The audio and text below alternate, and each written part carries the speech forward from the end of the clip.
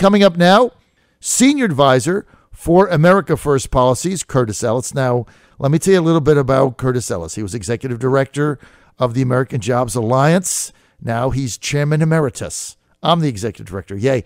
He's also one of the earliest supporters of the Trump campaign, worked for the Trump campaign in 2015 and 16, was on the transition team, was on the Department of Labor, now a senior policy advisor for America First Policies, the #1 political action committee supporting the policies to make America great again. And Curtis Ellis with me, back by popular weekly demand. Curtis, good to have you, sir. It is great to be here, Mr. John. Hey, I'm fired up today, Curtis. Chuck Schumer caves. What do the Democrats do? What do they do now? I mean, look, they prioritize 700,000 people here illegally against 9 million American children, put the chip program in jeopardy, shut the government down, screwed our military. People were not going to get paid. There were furloughs. And they took all that and said, well, illegal people are more important. Where do they go from here? Where do they go from here? That is a very good question. Well, I think, first of all, we have to rename Chuck Schumer Fred Flintstone because he is now Caveman. So yabba dabba doo. Yabba dabba doo, Chuck Schumer, yabba dabba doo. Now, how do you get that? Yeah, the Democrats really painted themselves in a corner and then shot themselves in the head, and then they ran themselves over. They managed to make a stand, just like you said, prioritizing the needs and wants of foreign lawbreakers over the needs and interests of law-abiding Americans. Not a good position. I don't think you need polls, survey research, and focus groups to tell you that that's kind of a difficult position to put yourself in. A little bit. A little bit. A little bit. You don't need a political genius to message that one, to weaponize that into a really bad message against you. I'm standing for illegal immigrants, some of whom shoot people, some of whom drive drunk, some of whom kill Americans, and I'm going to hold the entire American government and all the people it serves hostage for that. Not a good position to be in, but they did it. Look, what they've done, the Democrats have revealed to the American people why we cannot dare let them take control of Congress in November. The Democratic Party is now certifiably insane, and they have been taken over by the loony left crazy caucus part of their party. Scoop Jackson is turning over in his grave. John Kennedy would not recognize this party. Even the far left, Great Society, War on Poverty, Lyndon Johnson would not recognize the Democratic Party of today. Scoop Jackson, for those who may not be a political junkie like myself, Scoop Washington Jackson senator. was a senator from the state of Washington, Henry Jackson. He was a cold warrior. He was a conservative Democrat. He stood up for American principles, and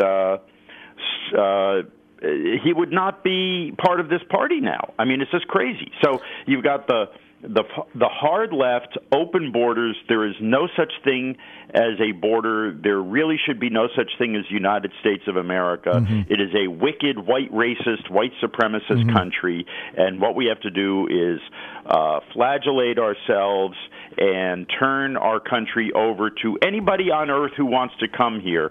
That's who is running the Democratic Party now.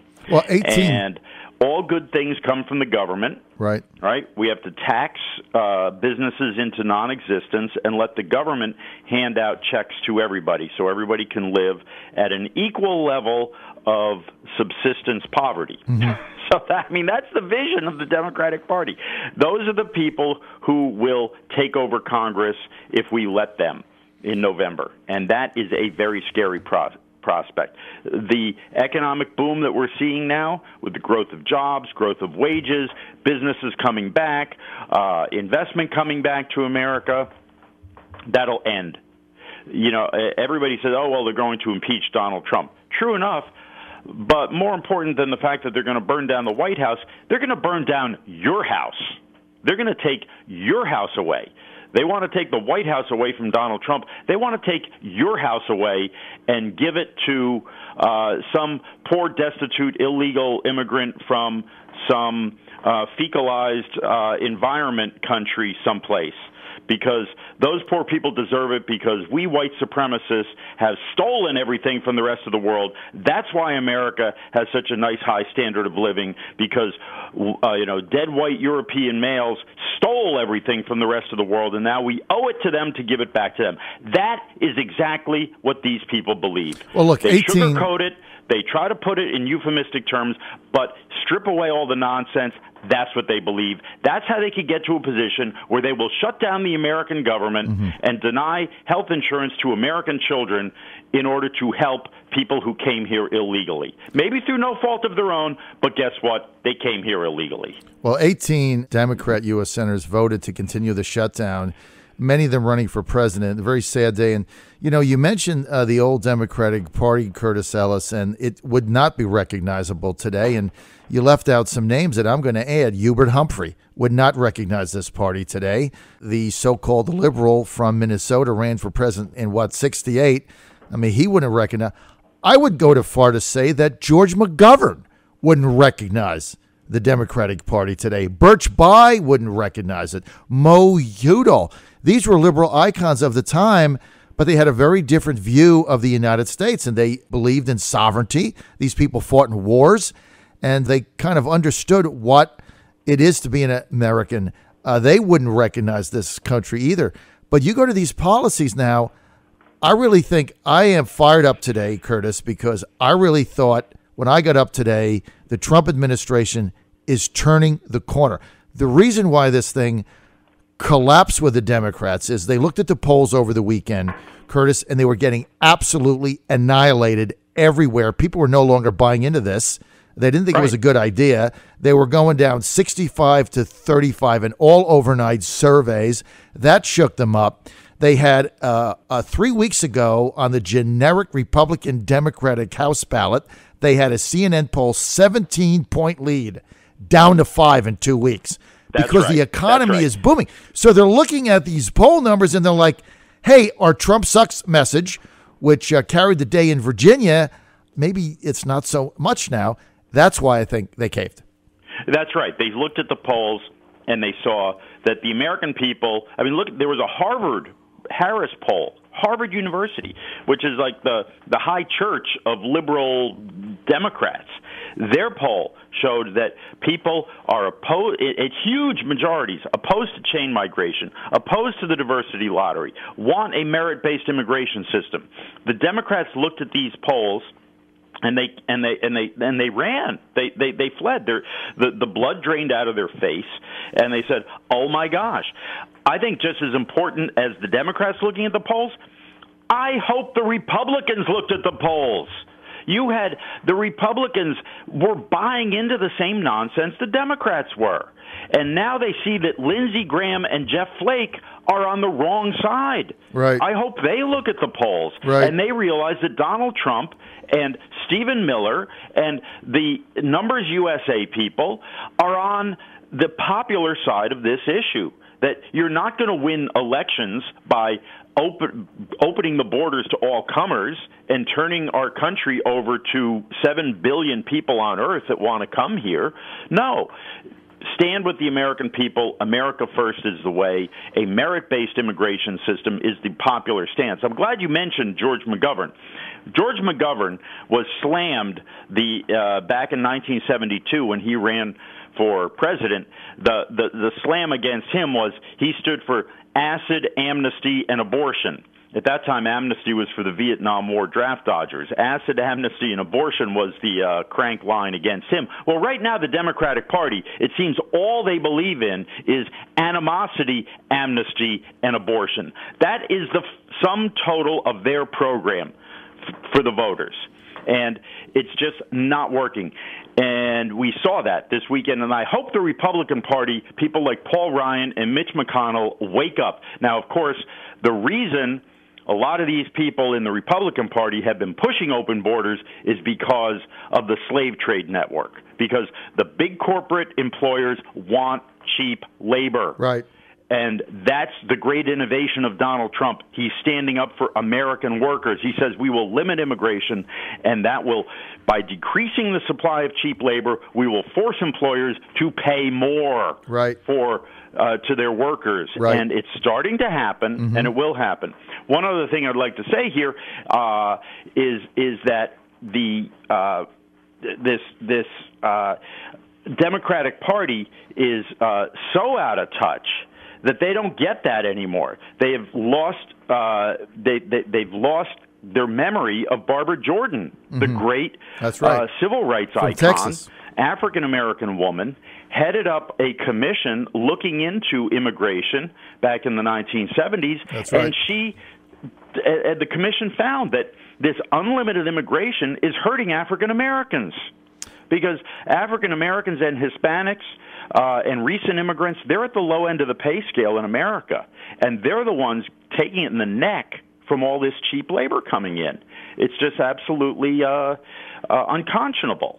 And so these are the key constituencies of the Democratic Party, right? The black Americans, Hispanics, they vote almost automatically Democrat. Well, one of the things they could lose them. They could lose their grip on these people. Well, right now to the Trump coalition. Right now, Curtis, another alarming poll that has freaked the Democrats out, along with this booming economy, which they're trying to do everything to stop it, that has freaked them out, is a poll just came out the other day showing 17% of African-American males now back Trump, 17%. This is a shocking number for them. It was going up to almost 23%. Well, it's depending on the poll. I tell you what, and the folks, I don't know if they do their polling at the Congressional Black Caucus or somewhere in the Democratic Party, but if they poll the black community, there is a significant percentage who will tell you, because they've told me, they will tell you, and if they're telling me, they got to be talking about this to each other, that they understand that this cheap immigrant labor is taking jobs away from them and driving their wages down. That's right. And they don't like it. You know, another point of how the Democratic Party has completely morphed and changed from what it was, even in the 1970s. Look, in the 1970s, we had Watergate, right? Watergate, the president was accused of using the FBI, the CIA, law enforcement, and intelligence apparatus to spy on his opponents and to target his political opponents. We had the, the 7-minute gap on the tape, right, on the White House tapes where Nixon was recording all of the White House conversations, and there was a 12-minute gap on the recordings. And so then now we have the FBI, credible evidence. The FBI was being used. Obama was using the FBI to target his opponents, and now we've got all the missing emails from the FBI. Democratic Party, crickets, not a word. They were up in arms over this stuff in the 70s. Now they're just quiet. Well, it's going to come back and bite them in the butt, no doubt. I want to get to tariffs. Yay. President Trump on Monday. See, this is why I'm in a great mood today. As everybody knows, I'm not a free trader. I am a economic protectionist, and I believe in tariffs. And so you used to be called a patriot, John. You can fight with me, and I will debate this issue with any economist on any platform, BBC or anything else, because I have the facts. Now, President Trump yesterday this is his first tariff approval, approving tariffs on imported solar energy components and large washing machines in a bid to help U.S. manufacturers. Trump's decision followed recommendations by tariffs by the International Trade Commission and backed by Wilbur Ross. And these are coming from China and South Korea. They're being undercut with cheap labor, and they're being dumped in the United States, putting our guys out of work and gals out of work. And so, this is the first time we've seen it. And now, what do you think is going to happen? Well, this hopefully this is the beginning of a trend. Look, it's Donald Trump promised to get tough on trade and to stop the cheating. I've been following this washing machine case very closely. South Korea, Samsung, LG, they've been subsidizing their production of washing machines, selling them below fair market value in the U.S. in order to grab market share. And for decades they've been doing this. Every time we try to hit them with a tariff, they move production somewhere else. And now, and it's the same thing with the solar industry. The Chinese companies, they set up factories all around the world and ship their stuff into the U.S. below market value, driving American production of solar cells, photovoltaic cells, driving them into bankruptcy. And it just won't fly anymore. We've got coming up steel and aluminum, basic commodities, basic elements of an industrial economy. Right. If we can't make steel and we can't make aluminum, we can't make airplanes, well, why do you think, can't make cars, well, why do you think the Chinese do that? And the Chinese government, the Chi-Com, subsidize. First of all, they have cheap labor. Number one, they're paying their workers $1.50 an hour in a rice ball, right? So then they further subsidize it with government money, basically dumping it in the U.S., and certainly our manufacturers are buying it because it's cheaper, because it's being subsidized, and they're doing it in order to gain a lock on the aluminum and steel markets, driving our companies out of business, putting our people out of work. You take the washing machine, same thing, right? These are being subsidized by the South Korean government. And what the Trump administration did yesterday is to put a 50% tariff on them. That means as they get into the port of Los Angeles, okay, 50% cost goes up. Right, that then protects our manufacturers. On Friday, the U.S. Trade Representative released his report on China, and this is nuclear. Boom. It says in that report that we made a mistake by allowing China into the World Trade Organization because they have been violating the rules ever since. That was Bill Clinton and the Republicans in NAFTA. Collaborated to bring China into the World Trade Organization in 2000. That's when it all started to go down. Right, and now they're squealing over it. Everything moved to China. I got to go. Now they're squealing over it, but today, a great day for President Trump. We finally get tariffs, 30% on cheap solar panels for a solar industry, 50% on washing machines. This is a great day in America. Yay. Make America great again. I got to go. I am fired up today.